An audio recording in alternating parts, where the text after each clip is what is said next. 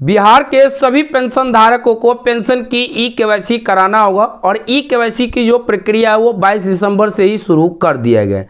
तो जितने भी पेंशनधारी है उन सभी को अब ई केवाईसी करवाना होगा, जिसके लिए आप अपने क्षेत्र के नज़दीकी सीएससी संचालक के पास जाकर ई केवाईसी करवा सकते हैं।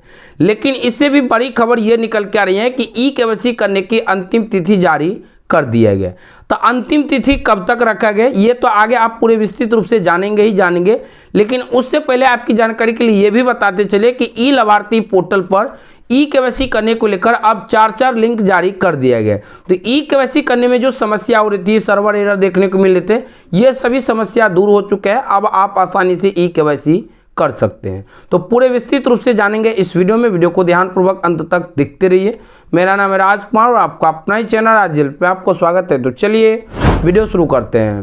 फ्रेंड्स, वीडियो आने से पहले हमेशा आपसे रिक्वेस्ट देख फॉलो कर लीजिए, यूट्यूब पे देख रहे चैनल को सब्सक्राइब कर लीजिए। जैसा कि आप स्क्रीन पर देख सकते हैं, यहाँ पे देखिए साफ साफ जानकारी दिया गया है कि 31 जनवरी तक वार्षिक सत्यापन नहीं कराया तो रुक जाएगी पेंशन।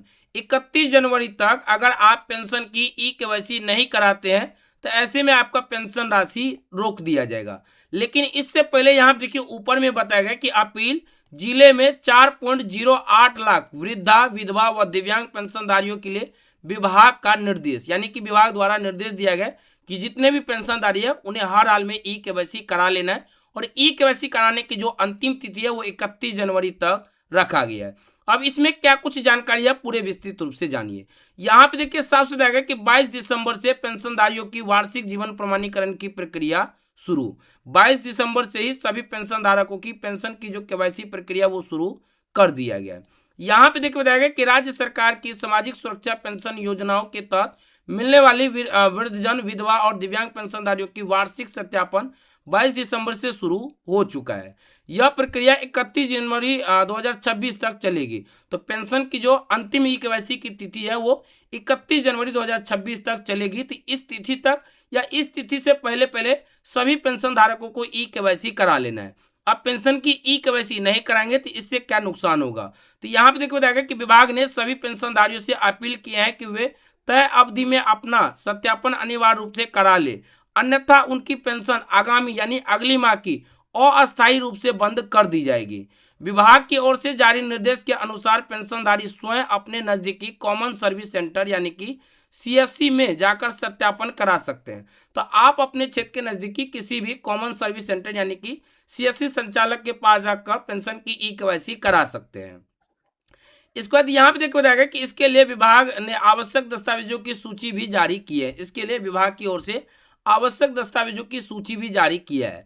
अब यहाँ पे देखिए साफ साफ बताया गया कि इनमें 6 तरह की जो सो पेंशनधारी है, जैसे कि मुख्यमंत्री निःसशक्ता पेंशन योजना, इंदिरा गांधी निःसशक्ता, इंदिरा गांधी वृद्धा पेंशन, विकलांग पेंशन, लक्ष्मीबाई सामाजिक सुरक्षा पेंशन।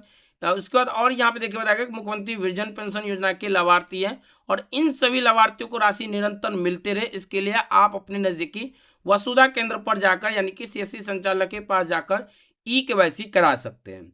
अब आप जानिए कि ई केवाईसी कराने का उद्देश्य क्या है। तो यहाँ पे देखिए इसकी भी जानकारी साफ साफ यहाँ पे बताया गया कि सत्यापन कराने का उद्देश्य फर्जी पेंशन भुगतान, यहाँ पे साफ साफ बताया गया कि इनका खास उद्देश्य है कि जो फर्जी पेंशनधारी हो गए उनके पेंशन पे रोक लग जाएगी और पूर्ण रूप से वेरीफाई भी हो जाएगा कि इतने पेंशनधारी अभी जीवित हो चुके हैं। जो पेंशनधारी केवाईसी नहीं करेंगे उन्हें मृत समझकर उनकी पेंशन राशि को रोक दिया जाएगा। यहाँ देखिए बताया गया कि प्रत्येक लाभु प्रति माह 1100 रुपये दिए जाते हैं। इस राशि से पेंशनधारी अपने लिए दवा, कपड़ा, खाना पीना अलावा कुछ बचत भी करते हैं ताकि आने वाले समय में जरूरत पड़ने पर किसी से रुपया मांगने नौबत ना आए। सरकार द्वारा सत्यापन कराने का उद्देश्य फर्जी पेंशन भुगतान को रोकना है। सरकार द्वारा सत्यापन कराने का जो उद्देश्य है वो फर्जी पेंशन को रोकना है। यदि किसी पेंशनधारी की मृत्यु सत्यापन माह में पूर्व हुई होगी तो उनका जीवन प्रमाणीकरण संभव नहीं हो सकेगा, जिससे उनका पेंशन स्वतः बंद हो जाएगा। इसके बाद यहाँ पे देखिए बताया गया कि पेंशनधारी की मृत्यु की जानकारी विभाग को नहीं मिल पाती। अब देखिए जब से पेंशन की राशि डायरेक्ट पेंशनधारियों के खाते में मिलना शुरू हुआ तो इससे क्या होते थे कि पेंशन धारी का जो मृत्यु होते थे तो मृत्यु की जानकारी विभाग को नहीं मिल पाते थे और मृत्यु होने के बाद भी उनको राशि लगातार हर महीने मिलते रहते थे। यहाँ तक बताया गया कि पेंशन का भुगतान ऑनलाइन होने के कारण पेंशनधारी की मृत्यु की जानकारी विभाग को नहीं मिल पाती है और पेंशन का भुगतान होता रहता है। सरकार द्वारा जारी गाइडलाइंस के अनुसार पेंशनधारी की मृत्यु के पश्चात उनके स्वजन के स्थानीय कार्यालय में इसकी सूचना देना अनिवार्य है।